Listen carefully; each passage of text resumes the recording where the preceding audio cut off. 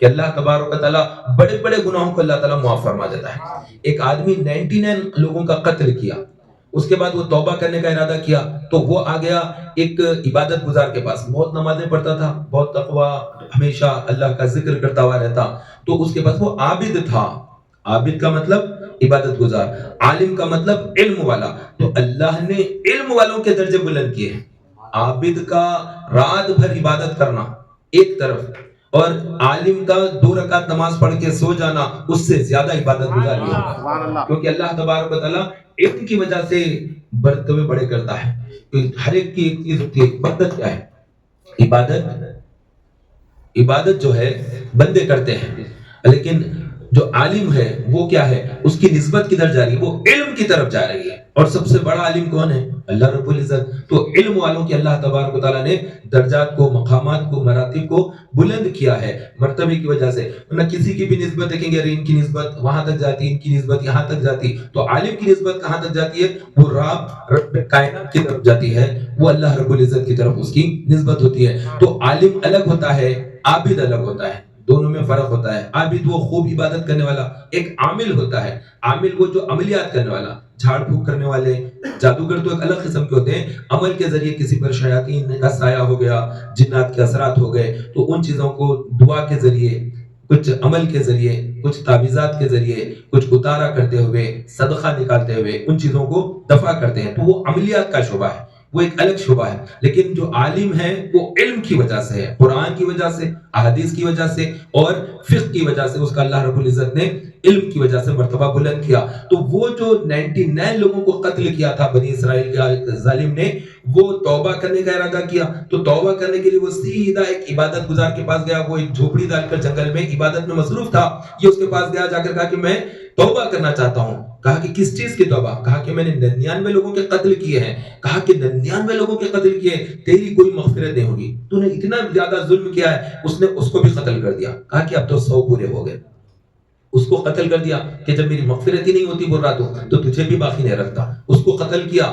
وہاں سے چل پڑا۔ اب آگے جانے کے بعد اس کی ملاقات ایک عالم سے ہوئی، علم والے سے ہوئی، جا کر کہا کہ میں نے 100 لوگوں کے قتل کیے، کیا میری توبہ قبول ہوگی؟ تو اس نے کہا کہ اللہ تعالیٰ غفور الرحیم ہے، اگر تو سچے دل سے توبہ کرے گا تو اللہ چاہے تو تیرے بڑے سے بڑے گناہ کو بھی بخش دے گا، تو اللہ کے اوپر ہے کہ اس کی رحمت اگر چاہے تو بخش دے۔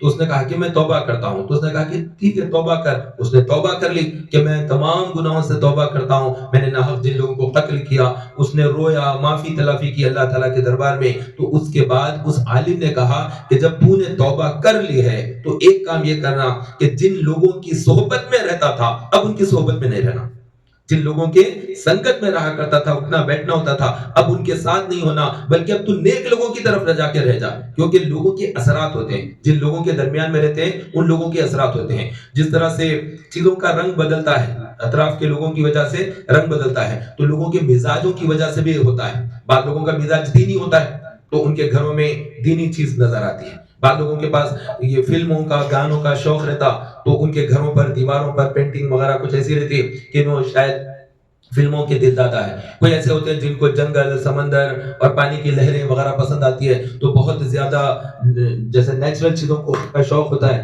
تو وہ چیزیں ان کے گھروں پر نظر آتی ہے۔ تو لوگوں کے دلوں کی جو کیفیتیں ہوتی ہے وہ در و دیوار پر نظر آتی ہے، تو انسان تو زیادہ قبول کرتا ہے۔ تو جو آدمی جن لوگوں کے درمیان میں بیٹھتا ہے اس کے خیالات ویسے ہو جاتے ہیں، جن لوگوں کے ساتھ میں اٹھنا بیٹھنا ہوتا ہے اس کی فکریں، اس کے خیالات ایسے ہی فاسد قسم کے لوگ بیٹھا ان کے ساتھ تو ویسے ہی فاسد ذہن ہو جائے گا، تو ذہنوں کے اوپر ان چیزوں کے تاثرات آتے ہیں۔ تو وہ آدمی جو 100 لوگوں کو قتل کیا تو کیسے لوگوں کی صحبت میں تھا تب تو یہ کام کیا، اس لیے عالم دین نے کہا کہ اب تو توبہ کر لیا ہے تو ان کی صحبت تو اختیار مت کر، بلکہ تو اب نیک لوگوں کی صحبت اختیار کر۔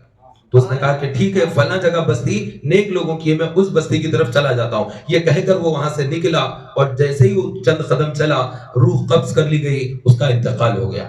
اب فرشتے جو آپس میں جھگڑا کرنے لگے کہ ایک فرشتہ کہنے لگا کہ یہ تو 100 لوگوں کا قاتل ہے، اس کو جہنم کی طرف لے جانا چاہیے. تو دوسرا فرشتہ کہنے لگا کہ اس نے تو توبہ کر لی ہے، اس کو تو معاف کر دینا چاہیے.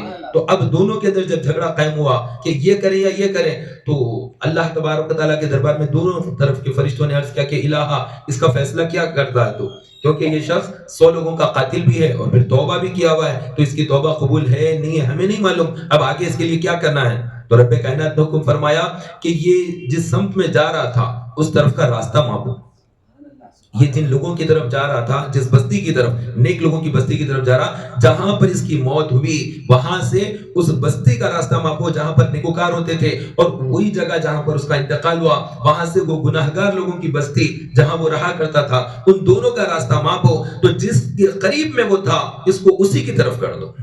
اگر گناہگاروں کی طرف قریب تھا تو پھر اس کا فیصلہ اس سمت میں کرو، اگر نیک لوگوں کی طرف میں تھا تو پھر نیک لوگوں کی بستی کے قریب رہا تو اس کا فیصلہ ادھر کرنا ہے. تو اس کے بعد فرشتوں نے ماپا تو اس کا ایک بالش نیک لوگوں کی طرف قدم بڑھ کر تھا، صرف ایک بالش. تو حدیث شریف میں ہے کہ اس نے تھوڑا سا فاصلہ اس کا نیک لوگوں کی طرف تھا، اور ایک دوسری روایت میں ہے کہ اللہ تبارک و تعالیٰ نے اس کا فاصلہ ادھر کا کم کر دیا تاکہ اسے داخل جنت کر دے. تو دو چیزیں بھی ہیں. تو ایک آدمی جب توبہ کا ارادہ کر لیتا ہے تو اللہ تبارک و تعالیٰ اس ارادے میں کامیاب فرماتا ہے. تو ہم سے گناہ ہوتے ہیں، بغیر گناہ کوئی نہیں ہوتا ہے. ہمیشہ گناہ میں پڑے رہنا شیطانیت ہے، ہمیشہ